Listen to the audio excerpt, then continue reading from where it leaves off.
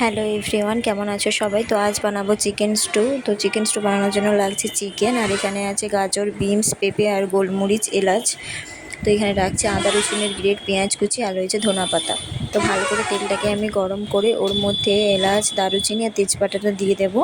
তো ওটা একটু লাল লাল করে ভাজা হয়ে গেলে এবার কুচিয়ে রাখা পেঁয়াজটা আমি তেলের উপরে দিয়ে দেবো। এবার ভালো করে পেঁয়াজটাকে ভেজে নেব। পেঁয়াজটা প্রায় 2 থেকে 3 মিনিট ভাজা হয়ে যাওয়ার পর আমি যে আদা রসুনটা গ্রেট করে রেখেছিলাম, এবার ওই আদা আর রসুনের গ্রেটটা আমি পেঁয়াজের মধ্যে দিয়ে দেব। তো ভালো করে আমি মিক্স করে ওটাকে 2-3 মিনিট আবারও ভাজতে থাকবো।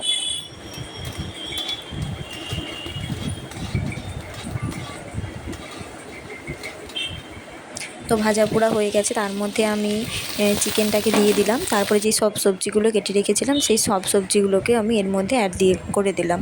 তো তার উপরে এর মধ্যে আমি অ্যাড করলাম স্বাদ মতো লবণ। তো লবণ দিয়ে এটাকে ভালো করে নাড়াচাড়া করব। বেশি লাল করে ভাজবো না, হালকা মিডিয়াম করে এটাকে ভাজবো।